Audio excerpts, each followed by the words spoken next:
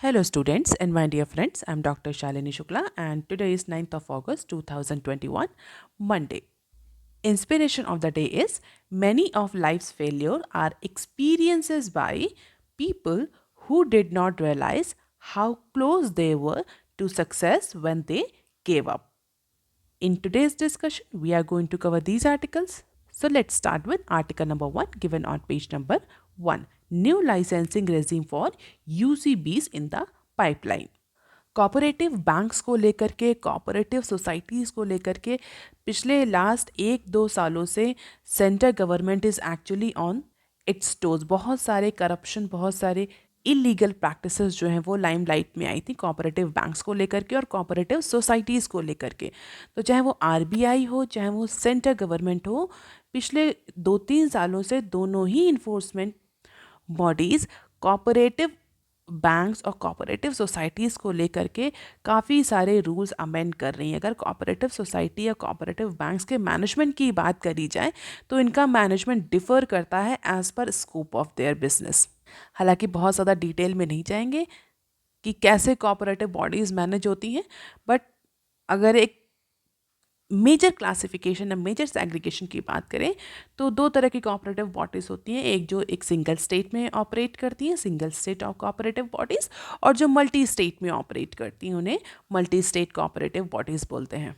तो maximum time multi state cooperative bodies जो होती हैं वो सेंटर के कंट्रोल में ज़्यादा आती हैं। और कोई ऐसी कोऑपरेटिव बॉडी जो किसी पर्टिकुलर स्टेट में केवल काम कर रही है, सिंगल स्टेट में काम कर रही है, वो बॉडी उस पर्टिकुलर स्टेट गवर्नमेंट से मैनेज होती है। Recently supreme court of India ने 97th कॉन्स्टिट्यूशनल अमेंडमेंट एक्ट को नलीफाई कर दिया, नल एंड वॉइड डिक्लेयर कर दिया partially.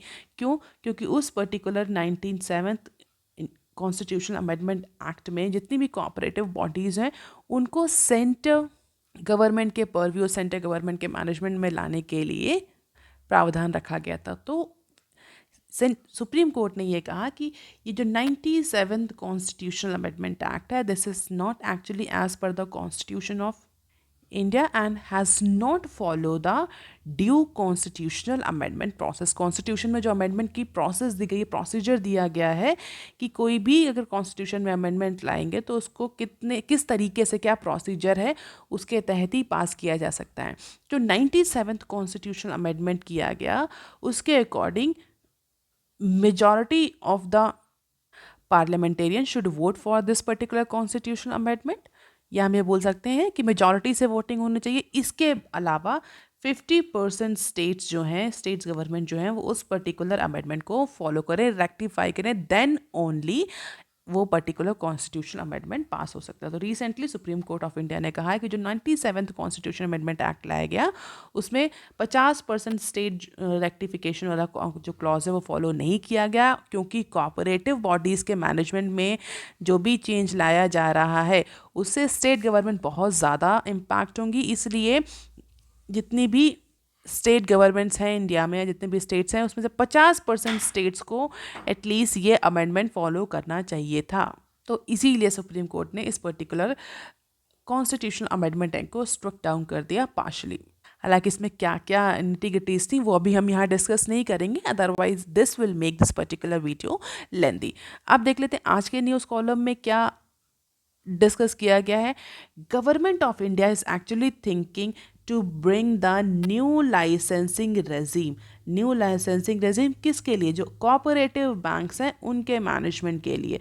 So a brand new licensing regime for urban cooperative banks is on the card for financially sound and well manage cooperative credit societies. तो जो urban cooperative banks हैं, जो well manage cooperative credit societies हैं, जो कि financial inclusion में बहुत important role play करती हैं, उनके लिए एक नए लाइसेंसिंग रेजीम को इम्प्लीमेंट करने के लिए government of India is thinking, and this comes 17 years after RBI stopped issuing them, with the number of UCBs now at 1539.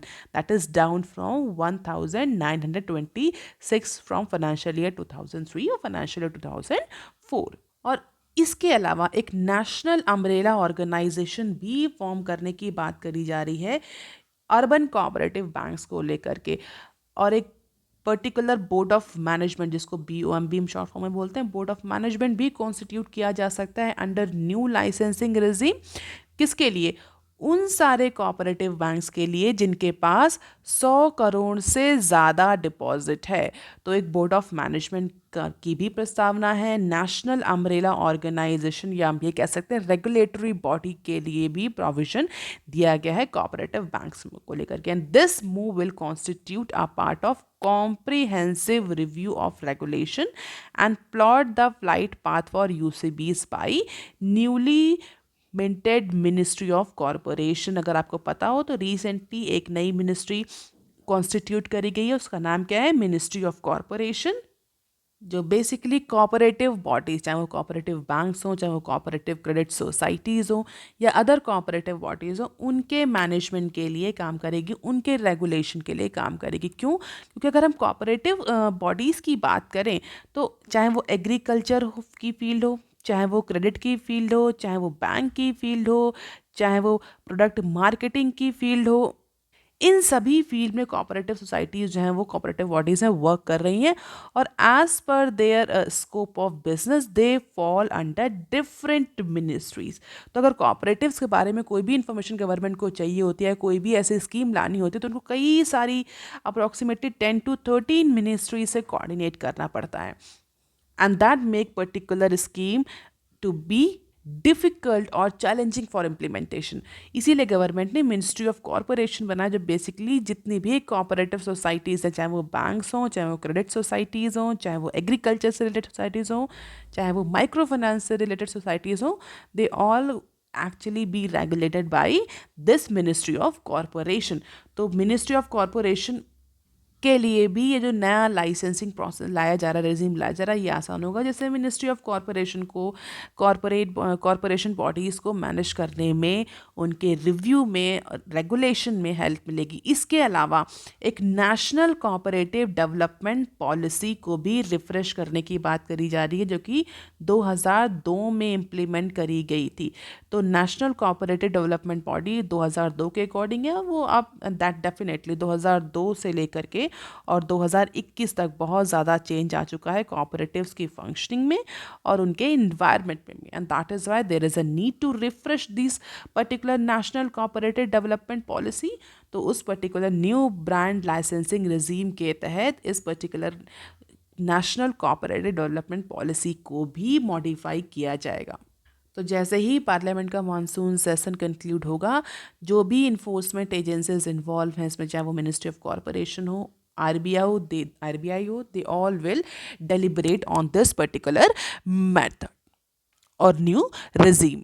और जो एक कमेटी कॉन्स्टिट्यूट करी गई है, एक्सपर्ट्स की कमेटी, किस लिए? ऑन प्राइमरी कोऑपरेटिव बैंक्स, जो प्राइमरी कोऑपरेटिव बैंक्स हैं उसके ऊपर एक कमेटी आरबीआई के हेड, जो सो हेड कर रहे हैं गवर्नर के, प्रीवियस गवर्नर आरबीआई के हेड कर रहे हैं उस एक्सपर्ट कमेटी को, वो कमेटी भी जल्द ही अपनी रिपोर्ट सबमिट करेगी। तो आगे आने वाले टाइम में बहुत ज़्यादा चेंजेस देखने को मिलने वाले हैं कोऑपरेटिव बॉडीज़ की फंक्शन में, उनके रेगुलेशन में, क्योंकि न्यू ब्रांड लाइसेंसिंग पॉलिसी भी आ रही है, मिनिस्ट्री ऑफ कॉरपोरेशन भी कॉन्स्टिट्यूट हो चुका है, expert committee on primary cooperative banks वो भी कॉन्स्टिट्यूट हो चुकी है और वो जल्दी ही अपनी 15 दिन के अंदर अपनी रिपोर्ट को सबमिट करेगी। And definitely all these amendments, change, regulation will help the UCBs, especially banks, urban cooperative banks को help करेगी।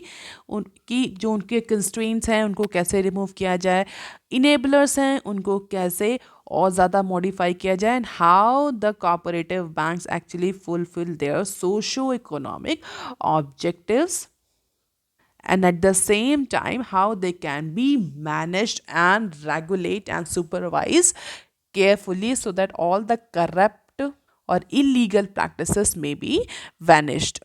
और अगर हम अर्बन कोऑपरेटिव बैंक्स की बात करें, केवल बैंक्स की बात करें, अदर जो बॉडीज़ हैं उनको छोड़ दें कोऑपरेटिव बॉडीज़, तो उनका डिस्कशन ना करें, तो रिसेंटली आरबीआई ने भी बहुत सारे मैनेजमेंट को लेकर के, इनके जो टॉप मैनेजमेंट है उसको अपॉइंटमेंट को लेकर के, बहुत सारे रेगुलेशंस को लेकर के, बहुत सारी फंक्शनिंग को लेकर के बहुत सारे अमेंडमेंट्स लाए थे। कई इशूज़ पर तो आरबीआई ने यूसीबीज को अपने परव्यू में ले ले, क्योंकि UCBs are generally managed by state government, respective state government. But recently RBI ने कुछ सर्कुलर इशू किए थे जिसके तहत बहुत सारे जो फंक्शनिंग है, रेगुलेशंस हैं यूसीबीज के, उनको आरबीआई ने अपने परव्यू में ले लिया था।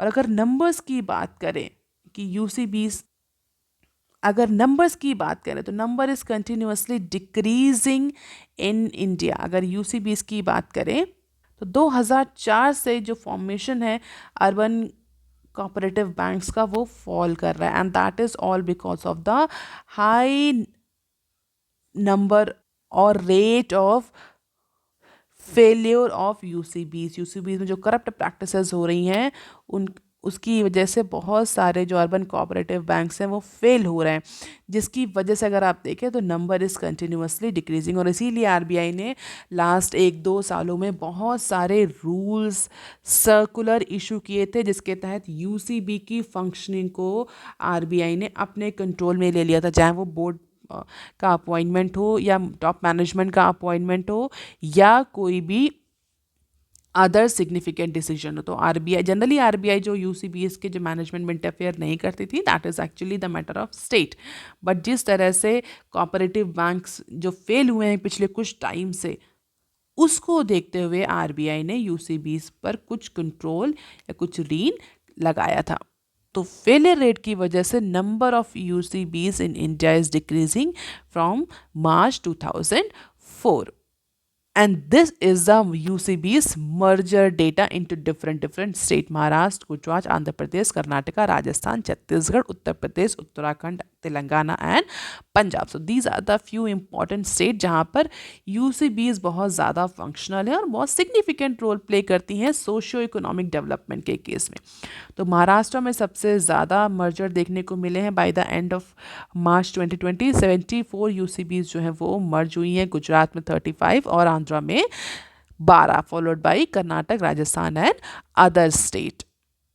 और अगर बैंक्स के टर्म्स में बात करें, बैंकिंग फैसिलिटी, यूसीबीज में कई बार आपने सुना भी होगा टीयर 1 या टायर 1 यूसीबीज और टायर 2 यूसीबीज, इस तरह के भी आपने टर्म सुने होंगे अर्बन कोऑपरेटिव बैंक्स के टर्मिनोलॉजी में। क्या होते हैं? तो आरबीआई ने क्लियरली डिफाइन कर रखा है कि टायर 1 यूसीबीज कौन से हैं और टायर 2 यूसीबीज कौन से। टायर 1 कौन से? Banks with deposit below ₹100 crore operating in a single district, so that are called as tier 1 UCBs.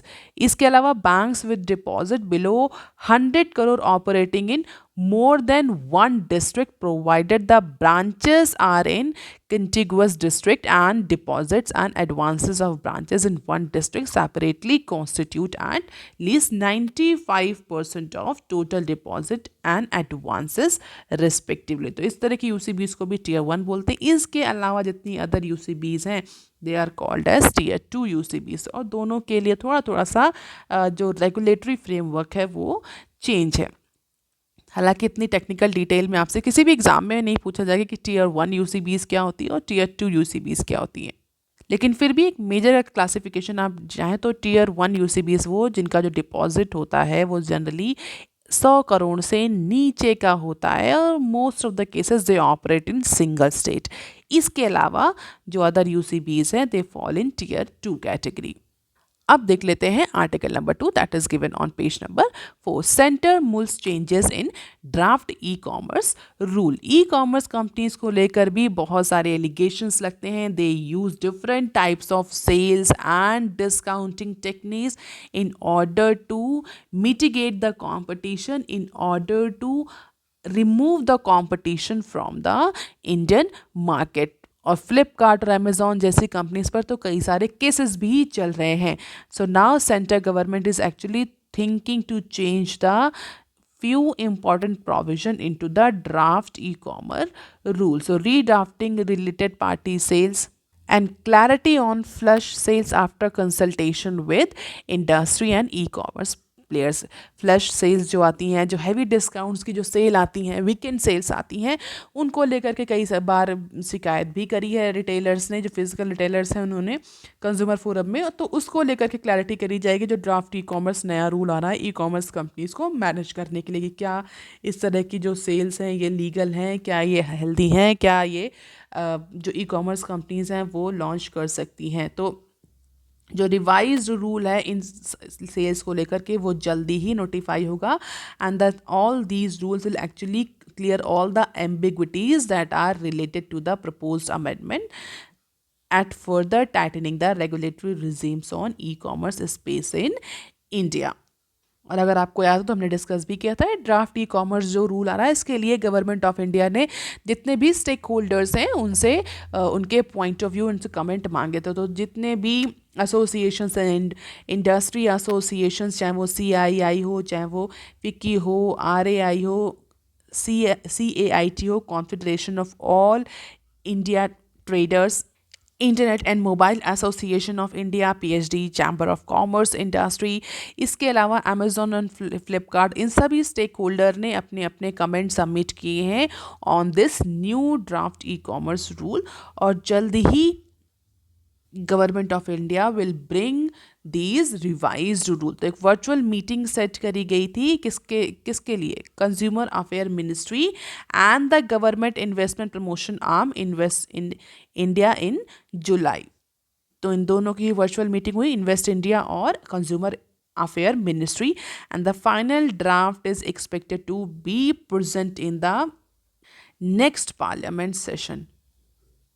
हालांकि जो व्यू प्रेवलेंट हैं, जो न्यूज़ प्रेवलेंट है, उसको लेकर के जो कंज्यूमर अफेयर मिनिस्ट्री के जो पॉइंट ऑफ व्यू, जो उनका टेक है इस पर्टिकुलर ड्राफ्ट पॉलिसी पर, उसको लेकर के जो फ्लिपकार्ट, अमेजोन जैसी ई कॉमर्स कंपनीज हैं, they are actually quite conscious, क्योंकि उनका एक as per the current information commerce affair जो consumer affair minister that is against all these flush sales or weekend sales or clearance sales, because this will somewhere hurt the competition within that particular industry। तो इसको लेकर के जितने भी commerce companies है वो conscious है कि कहीं ऐसा ना हो कि जो नए ड्राफ्ट रूल आ रहे हैं उनमें ये फ्लश सेल्स, क्लियरेंस सेल, ये सब बैन कर दी जाए। लेकिन फिर भी all these nuances will be revealed in the final draft and will give the more clarity to the e-commerce company। Or according to the proposed rule, e-commerce companies will not be allowed to organize a flash sales where goods and services are sold at a significantly reduced price and high discount। यही जो important rule चल रहा है जो इस particular draft का, इसको लेकर के कंपनीज बहुत ज़्यादा कॉशियस हैं। लेकिन गवर्नमेंट ने बहुत क्लियर किया है कि अभी ये रूल फाइनल नहीं है, जो फाइनल पॉलिसी आएगी, जो फाइनल ड्राफ्ट आएगा, उसके बाद ही क्लैरिटी होगी कि ये फ्लश सेल्स, क्लियरेंस सेल्स और हाई डिस्काउंट सेल्स जो हैं ये एक्चुअली लीगल रहेंगी या इनको रिमूव कर दिया जाएगा या इनको बैन कर दिया जाएगा। सो वो ऑल वर्क इन प्रोग्रेस, और बहुत जल्दी new draft e commerce policy India में आने वाली है। अब देख लेते हैं article number 3 that is given on page number 6। India eyes entry into global bond indices in a year। So recently government of India has actually removed all the retrospective tax rules from the Income Tax Act, and center government officials are now hopeful to ensure or erasure of retrospective tax law will allow the entry into global bond indices with in this calendar year. जैसा कि हमने discuss भी किया था कि जो retrospective tax application का जो क्लॉज है इनकम टैक्स में, वो रिमूव करते ही इंडिया को बहुत सारे बेनिफिट होने वाले हैं, जिसमें हमने ये भी डिस्कस किया था कि FDI का इनफ्लो बढ़ेगा, इन्वेस्टर का सेंटीमेंट बढ़ेगा, इंडिया की इमेज इंप्रूव होगी, टेक्नोलॉजिकल डेवलपमेंट होगी, इंडिया में इकोनॉमी ग्रो होगी। इसके अलावा इंडिया की जो इमेज इंप्रूव हो रही है इंटरनेशनल फोरम में, उसकी वजह से इंडियन इकोनॉमी की जो एंट्री है ग्लोबल बॉन्ड इंडाइसेस में, जो इंटरनेशनल बॉन्ड इंडाइसेस हैं उनमें इंश्योर हो जाएगी एज पर द ऑफिशियल कि इस पर्टिकुलर कैलेंडर ईयर में इंडिया की एंट्री ग्लोबल बॉन्ड इंडाइसेस में हो जाएगी। And entry into some of these indices is expected to generate the additional inflow means FDI, पैसा आएगा इंडिया में, जैसे ही इंडिया कुछ ग्लोबल बॉन्ड इंडाइसेस में लिस्ट हो जाती है, इंडिया की एंट्री हो जाती है, वैसे ही इंडिया में $20 मिलियन का फॉरेन इन्वेस्टमेंट इमीडिएटली इंडिया में पुट होगा। डेफिनेटली अगर आपकी कंपनी किसी ग्लोबल बॉन्ड इंडाइसेस में इतनी परफॉर्मेंस अच्छी है कि किसी ग्लोबल बॉन्ड इंडाइसेस में इंडेक्सिंग हो रही है उनकी, तो definitely foreign investors will pick up those equity those shares more, और इंडिया में उससे इतना अमाउंट का एफडीआई इनफ्लो आने की संभावना है इस पर्टिकुलर कैलेंडर ईयर में। तो इस टैक्स इशू की क्लैरिटी के बाद government is actually more hopeful कि आगे आने वाले टाइम में और जो टैक्स रिलेटेड इश्यूज है, जो companies, multinational companies, foreign investors site करते हैं इंडिया में इन्वेस्टमेंट ना करने के लिए, उन सारे और इश्यूज को भी government of India take care करेगी। That is withholding tax on investment for which announcement is to be made soon. अब पिछले लास्ट 2 सालों से गवर्नमेंट कोशिश कर रही है कि उसके कुछ जो डेट पेपर्स हैं, सोवरेन डेट पेपर्स हैं, गवर्नमेंट सिक्योरिटीज़ हैं, वो ग्लोबल बॉन्ड मार्केट में इंडेक्सिंग हो जाए, उनकी ग्लोबल बॉन्ड इंडाइसेस में उनका नाम आ जाए। तो हम ये कह सकते हैं जो रेट्रो टैक्स को लेकर के जो गवर्नमेंट का जो पोजीशन है, जो गवर्नमेंट ने अमेंडमेंट लाया रेट्रो टैक्स इम्प्लीकेशन और एप्लीकेशन को जो रिमूव किया है इस क्लॉज को, इसका बहुत बड़ा रीज़न है कि गवर्नमेंट ये चाहती है कि वो उसको ग्लोबल बॉन्ड इंडाइसेस में एंट्री मिले, जिससे कि इमीडिएटली इस पैंडेमिक की सिचुएशन में इंडिया में एफडीआई का इन्फ्लो बढ़े और इकोनॉमी जो है वो ग्रो करे। और 2 सालों से गवर्नमेंट जो है वो नेगोशिएट कर रही है अपने सॉवरियन डेट पेपर्स को इन ग्लोबल बॉन्ड इंडाइसेस में एंट्री देने के लिए। Basically these are the build as market weighted indexes of papers from global governments. होता क्या है ये ग्लोबल बॉन्ड इंडाइसेस? एक तरह की इंडेक्स होती है जिसमें जो डिफरेंट डिफरेंट गवर्नमेंट सिक्योरिटीज़ हैं उनकी लिस्टिंग करी जाती है, उनकी इंडेक्सिंग करी जाती है। किसके बेसिस पर? On the basis of market weighted index, corporate and security fixed income investment but with the maturities of at least more than 1 year। तो जो गवर्नमेंट के जो सिक्योरिटीज़ होती हैं, कॉरपोरेट्स के जो बॉन्ड पेपर्स होते हैं जिसके थ्रू कॉरपोरेट बॉडीज़ या गवर्नमेंट मार्केट से पैसा उठाती है, हमने कई बार डिस्कस किया है, स्टेट को state development loan, central government के जो बॉन्ड्स होते हैं उनको गवर्नमेंट सिक्योरिटीज़ या गिल्ड भी कहते हैं। कॉरपोरेट्स में जो कॉरपोरेट बॉडीज़ जो प्राइवेट ऑर्गेनाइजेशन इशू करते हैं उसको सिंपली हम बॉन्ड कहते हैं। तो बेसिकली मार्केट वेटेड इंडेक्स के बेसिस पर इन सारे जो डेट इंस्ट्रूमेंट डेट पेपर्स होते हैं उनकी इंडेक्सिंग करी जाती है। सिंप्लीफाइड फॉर्म में बोलो तो उनकी रैंकिंग करी जाती है।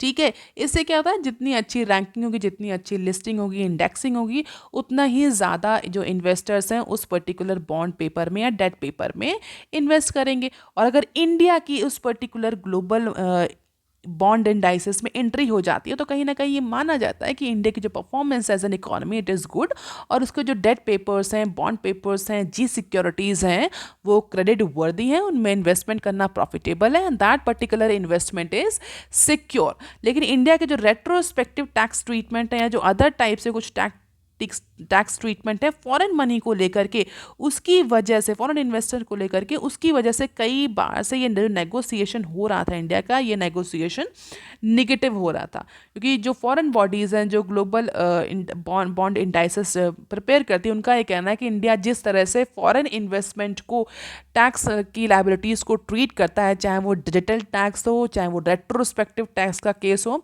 उसको लेकर के इंडिया की जो डेट पेपर्स हैं, एसडीएल हैं, बॉन्ड हैं, they are not very creditworthy. Why investors should invest, जब उन्हें पता ही नहीं है कि उनका जो पैसा इंडियन इकोनॉमी में लग रहा है उस पर कब कौन सा टैक्स लग जाएगा। तो कोई इन्वेस्टर क्यों इन्वेस्ट करेगा? When investors are highly uncertain then why they will invest into any economy, into any venture. तो इसीलिए इंडिया के जो डेट पेपर्स हैं उनको ग्लोबल बॉन्ड इंडाइसेस में एंट्री नहीं मिल रही थी, और उसी को देखते हुए इंडिया ने recently the taxation law amendment bill 2021 पास किया है लोकसभा में लास्ट वीक, जिससे क्या हुआ, जो रेट्रोस्पेक्टिव टैक्सेशन लगता था बहुत सारे केसेस में, चाहे वो केएन का केस हो, वोडाफोन का केस हो, वो सारा अब गवर्नमेंट ऑफ इंडिया नहीं लगाएगी। और इसके अलावा अगर किसी भी तरह का टैक्स डिस्प्यूट अराइज होता है because of this retrospective tax implication, उस केस में जितना भी खर्चा उस कंपनी का लगेगा, जितना भी एक्सपेंसेस होंगे उस कंपनी के उस पर्टिकुलर केस को डिस्प्यूट को फॉलो करने में, वो सारे एक्सपेंसेस भी गवर्नमेंट ऑफ इंडिया रीइंबर्स करेगी। तो इस अमेंडमेंट के बाद तो इंडिया का जो नेगोशिएशन है ग्लोबल इंडाइसेस से या ग्लोबल बॉन्ड इंडाइसेस से वो आसान हो गया है।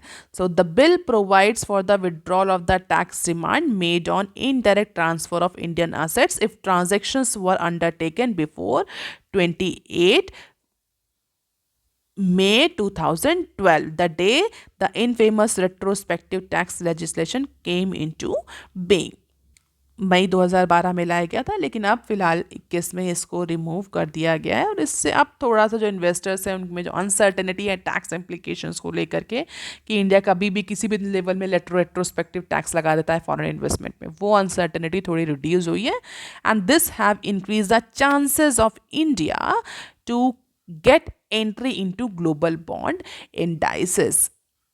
और इस पर्पज़ के लिए गवर्नमेंट ने इनकम टैक्स एक्ट 1961 को अमेंड किया है और फाइनेंस एक्ट 2012 को अमेंड किया है। So these amendment will ensure and will mean the investment that investors putting money into India will know clearly what the tax demand on their instrument is without the ghost of past law suddenly making an appearance. Finally हो सकता है India की जो debt papers हैं उनको बहुत जल्द ही entry मिल जाए आफ्टर दिस अमेंडमेंट। अब देख लेते हैं some other news clips. Lift capacity fair caps airport to government. तो जितने भी प्राइवेट लार्जेस्ट एयरपोर्ट हैं इंडिया के, दिल्ली, मुंबई, बैंगलोर, उन्होंने सेंट्रल गवर्नमेंट से रिक्वेस्ट करी है कि जो कैप लगा रखा है फेयर प्राइजेस पर, जो प्राइस पे जो कैप लगा रखा है, जो कैपेसिटी पे जो कैप लगा रखा है, उस कैप को इमीडिएटली रिमूव किया जाए। क्यों? क्योंकि this all is actually impeding the return of passenger and hurting the financial of the India's top airport as per these privately owned airports. So they have urged the government to resume the international air travel without limiting the capacity. While GMR Group owns Delhi and Hyderabad airport, Adani Groups own Mumbai and 6 other regional airports. So सब ने request करी है government से कि जो capacity को लेकर के, जो फेयर को लेकर के जो कैप है, फाइनली अब उसको रिमूव कर दिया जाए। It's the time because all these cappings are actually affecting the financial of airport in upcoming times. अब देख लेते हैं next clip. Investors reach government door seek LIC IPO details. LIC के IPO को लेकर के बहुत ज़्यादा कन्फ्यूजन है कि पॉलिसी होल्डर्स को कितना मिलेगा, जो शेयर होल्डर्स हैं उनको कितना मिलेगा। सो फाइनली इन्वेस्टर्स ने गवर्नमेंट्स को अप्रोच किया है। किस लिए अप्रोच किया है गवर्नमेंट को? क्लैरिटी के लिए कि भाई जो IPO आ रहा है LIC का, उसका क्या रेशियो है, 90 टन का रेशियो है, 95 का रेशियो है, क्या रेशियो है IPO को लेकर के। तो investors have approach the government to seek details about the life insurance corporation of India IPOs, और जो कि लाइकली इसी फाइनेंशियल ईयर में हम लॉन्च करने वाले हैं, हम means government of India launch करने वाले। तो investor are actually seeking more data on these investment decisions and clarity also sought if the pre-IPO placement is being considered or not। तो LIC के IPO को लेकर के गवर्नमेंट बिल्कुल mission mode पर है और इन्वेस्टर्स और जो पॉलिसी होल्डर्स हैं they are also on their toes for LIC's IPO। और ऐसा कहा जा रहा है कि LIC का जो IPO है that is going to be the biggest IPO in India. अब देख लेते हैं नेक्स्ट क्लिप। डॉट में setup panel for telco relief package. तो डिपार्टमेंट ऑफ टेलीकम्युनिकेशन, जिसको हम शॉर्ट फॉर्म में डॉट बोलते हैं, DoT is actually appointing an external consultant और सेटअप अ पैनल। किस लिए? जो टेलीकॉम सेक्टर है जो कि इस समय डिस्ट्रेस की सिचुएशन में जा रहा है, उसको relief, financial relief package provide करने के लिए, AGR ड्यूज़ की वजह से, स्पेक्ट्रम की वजह से जो भी प्रॉब्लम आ रही है इस समय, मोर स्पेसिफिकली वोडाफोन आइडिया के केस में, VI के केस में हमने अभी रिसेंटली डिस्कस भी किया है कि वोडाफोन PLC और आदित्य बिरला ग्रुप दोनों ने ही अपने स्टेक को ऑफलोड करने के लिए अनाउंसमेंट कर दिया। तो उसके बाद ऐसा कहा जा रहा था कि जल्द ही वोडाफोन जो है वो बैंकरप्ट होने की कगार पर आ जाएगी। BSNL को ऑफर किया गया था वो पर्टिकुलर स्टेक।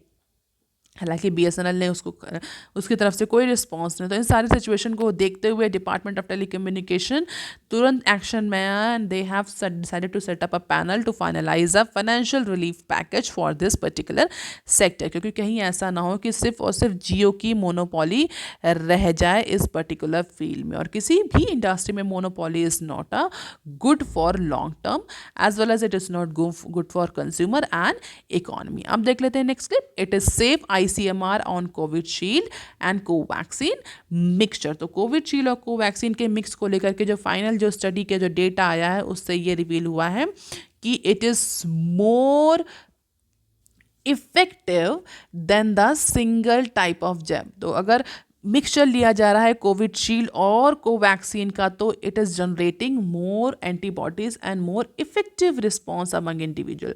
रिसेंटली एक मिस्टेक हुई थी जहाँ पर कुछ पेशेंट्स को एक कोविशील्ड की डोज दे दी गई थी और एक कोवैक्सीन की डोज दे दी गई थी। उसके बाद का बहुत ज़्यादा क्यूज जनरेट हुआ, बट जो स्टडी कंडक्ट कराई गई है ICMR ने, उसके अकॉर्डिंग ICMR ये कहता है कि अगर मिक्सिंग कर रहे हैं हम कोविशील्ड और कोवैक्सीन की, so that not only safe तो है ही, but it also elicit a better immune response in comparison to the single type of jabs.